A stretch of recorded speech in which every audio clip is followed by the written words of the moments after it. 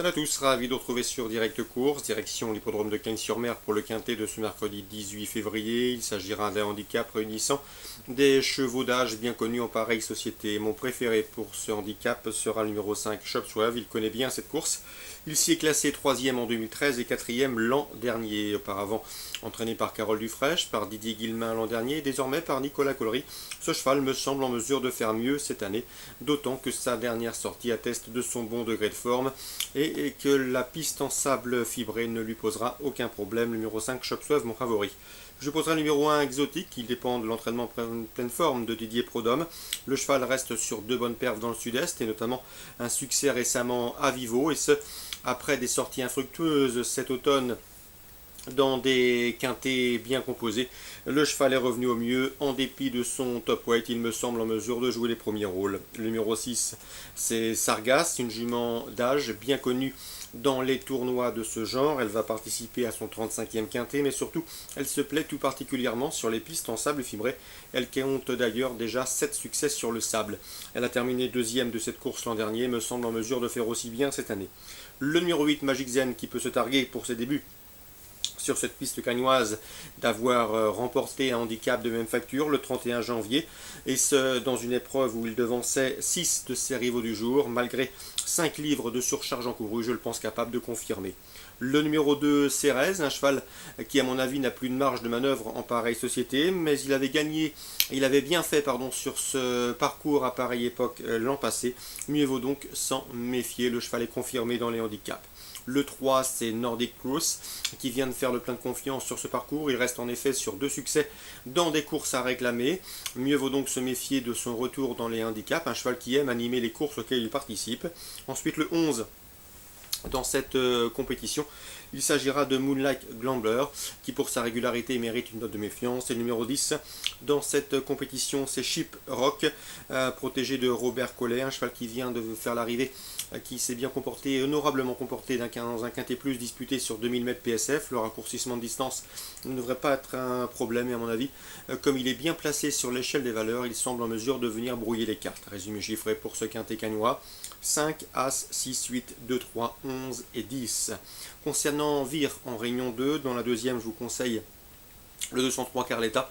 Elle a bien débuté dernièrement, derrière une pouliche qui avait déjà couru et qui a depuis confirmé à Vincennes. Donc la ligne est donc bonne pour ce 203 Carletta. On lui opposera le 209 Chabadou, estimé par Bertrand Lebelair et qui a débuté victorieusement. Et le 211 Cherilov, qui présente également l'avantage d'avoir effectué des premiers pas victorieux. 203, 9 et 11 pour Vire en Réunion 2.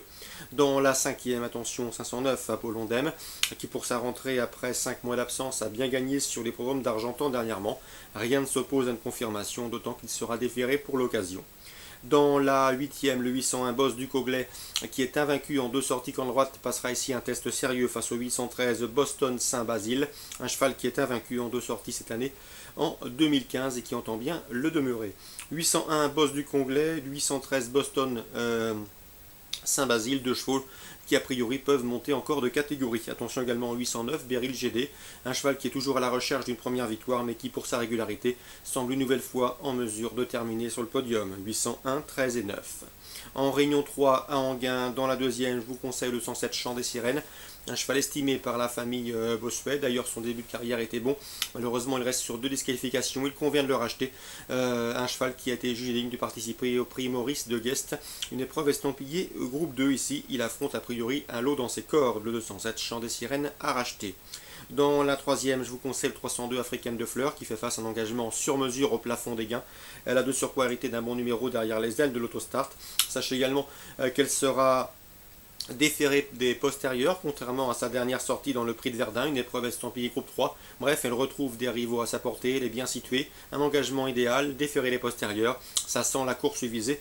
On lui fera confiance au 302 Africaine de Fleurs, donc à Enghien Réunion 3, le 207 Chant des Sirènes, le 302 Africaine de Fleurs. Enfin, je termine par Saint-Galmier en Réunion 4. Dans la première, je vous conseille le 106 Uruguay RG, qui retrouve un lot à sa portée à l'occasion de cette compétition. Lui qui vient de se produire sur les programmes de Paris-Vincennes, il sera déféré des 4 pieds.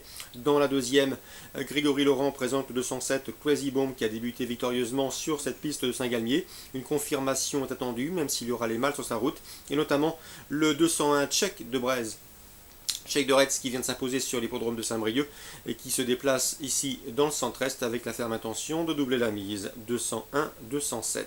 Dans la quatrième, le 405, une sérénade qui reste sur la bagatelle de 9 podiums consécutifs s'annonce une nouvelle fois redoutable, d'autant que pour sa rentrée à Cagnes, après plusieurs mois d'absence, elle a pris une bonne deuxième place. Ici, c'est un choix prioritaire, à l'instar du 403 dans cette épreuve.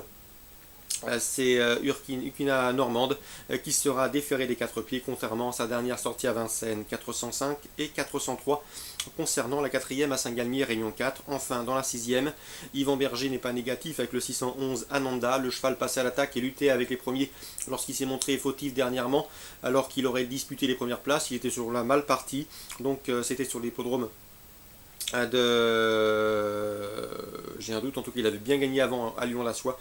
Il faut donc le racheter. À mon avis, ce 611 Ananda peut prendre sa revanche sur le 615 Adriano Rouanet qui vient de le devancer à l'occasion de cette dernière sortie commune. 611 et 615, course ciblée à Saint-Galmier, rayon 4. La première 106, la deuxième 201-7, la quatrième 405 et 3 et la sixième 611 et 15. Excellent jeu à tous, bonne journée et à demain.